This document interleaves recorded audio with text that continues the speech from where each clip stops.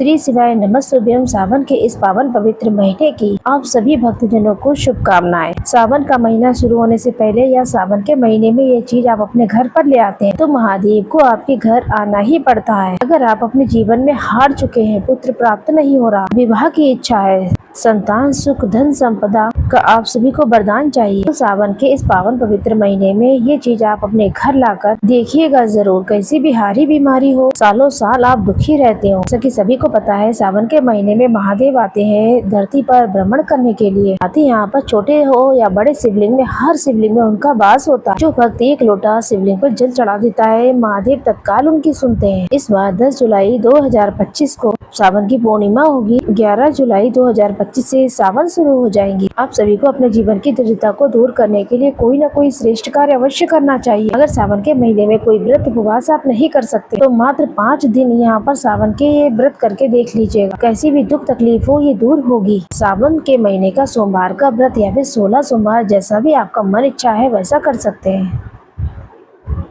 आप सभी लोग यहाँ पर सावन की शिवरात्रि में व्रत जरूर कीजिएगा। अगर इससे पहले कभी नहीं किया है तो इस महाशिवरात्रि पर व्रत जरूर रखें ताकि पूरे सावन महीने का फल आपको मिले। तीसरा महाव्रत है प्रदोष का व्रत। के साथ ये 3 तो हो गए, चौथा व्रत करना है आपको एकादशी का व्रत। एकादशी आपको पता है श्री नारायण को प्रिय है। श्री नारायण एकादशी का व्रत करने वाले भक्तों की सारी मनोकामनाओं को पूर्ण कर देते हैं। 4 व्रत तो आपने कर लिए, 5वां व्रत है, ये व्रत है मंगला गौरी का। ये आप मंगलवार को कर सकते हैं, ये सावन महीने की पूर्णमासी को कर सकते हैं। ये शास्त्र का प्रमाण है। इन 5 दिनों का ये व्रत जो है सावन के महीने में अगर कोई भक्त कर लेता है तो पूरे महीने की पूजा पाठ व्रत उपवास का फल उसे मिल जाता है। पूरे महीने में कुछ नहीं कर सकते हैं तो कोई बात नहीं, लेकिन सावन के सोमवार का व्रत तो आपको करना ही चाहिए। स्वास्थ्य संबंधी कोई भी दिक्कत परेशानी हो तो आप व्रत करें। सावन में अपने घर की साफ सफाई का बहुत विशेष तौर पर ध्यान रखें। घर में साफ सफाई का बहुत महत्व है क्योंकि चौमासा का दिन है। यहाँ पर कीट पतंगे आज कई तरीके की बीमारियों का खतरा बना रहता है। जी, सावन के महीने में अपने घर की अच्छी तरीके से साफ सफाई कीजिएगा। सावन के महीने में हरी सब्जी और कढ़ी खाना पूर्ण रूप से वर्जित होता है। इस महीने में प्याज, लहसुन, उड़द की दाल, तामसिक चीजें, लहसुन के साथ साथ मीट, मांस, अंडा इत्यादि चीजों का सेवन बिल्कुल वर्जित माना जाता है। आखिरकार वो कौन कौन सी चीजें हैं जो आप अपने घर पर लाकर रखेंगे? ध्यान से सुने। वस्तुएं तो बहुत सारी हैं, लेकिन उनमें से सबसे महत्वपूर्ण चीज है जो बहुत ही प्रकाशवान है,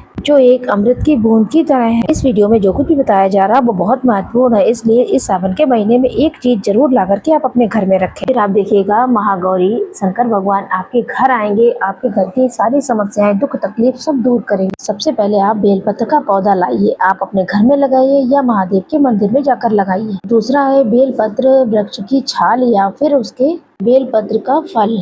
जो बेलपत्र का जो फल होता है वो एकदम लकड़ी के समान दिखाई देता है। उसे तोड़ करके उसका अंदर का जो गूदा है आप निकाल लीजिए। उसे धूप पे सुखा करके उसे एक सुंदर सी भस्म बना लीजिए। महादेव बेलपत्र की भस्म को पाकर के बहुत प्रसन्न होते हैं। बेलपत्र के फल को सुखाकर जलाकर उसे किसी कपड़े से छान कर, जैसे कि आप सभी जानते हैं बाजार में भस्में कई तरीके की मिलती हैं, उन्हें कई तरीके की भस्में समर्पित की जाती है। इस सावन के महीने में आप बेल फल लेकर आइए, उसकी भस्म तैयार कीजिए और भोलेनाथ को जरूर से समर्पित कीजिए। तो आप ध्यान से सुन लीजिए, सावन के महीने में ये चीज ला करके आप जरूर से ये काम कर लें। ऐसा करने के बाद आप देखेंगे आपके शारीरिक मानसिक कष्ट पीड़ा जो भी है उससे मुक्ति मिलेगी आपको। शिवलिंग पर समर्पित करने के बाद भस्म जो है अपने मस्तक पर जरूर धारण कीजिए। साथ ही साथ इसे अगर चाहे तो थोड़ा सा ग्रहण करें, उससे रोग दोष जो भी है शरीर में कष्ट सब दूर हो जाएंगे आपके। बेलपत्र का पौधा जो रोपित करने के लिए बताया है गुरुजी ने, उसे रोपित करें, उसमें कच्चा दूध जल चढ़ाएं रोज। आवश्यक तौर पर यहाँ पर एक दीपक लगाएं और परिक्रमा जरूर से करें। अगर आपके द्वारा लगाए गए बेलपत्र के पेड़ को यहाँ पर कोई भी भक्त इस्तेमाल करता है, पूजा पाठ करता है तो इसका फल आपको भी मिलेगा। अगर इस महीने में बेलपत्र का पौधा आपके घर पर नहीं है तो लेकर आइए, अपने घर के प्रांगण में कहीं भी अपने संतान की भांति से अच्छे तरीके से लगाइए, सींचिए। सौभाग्य में वृद्धि होगी,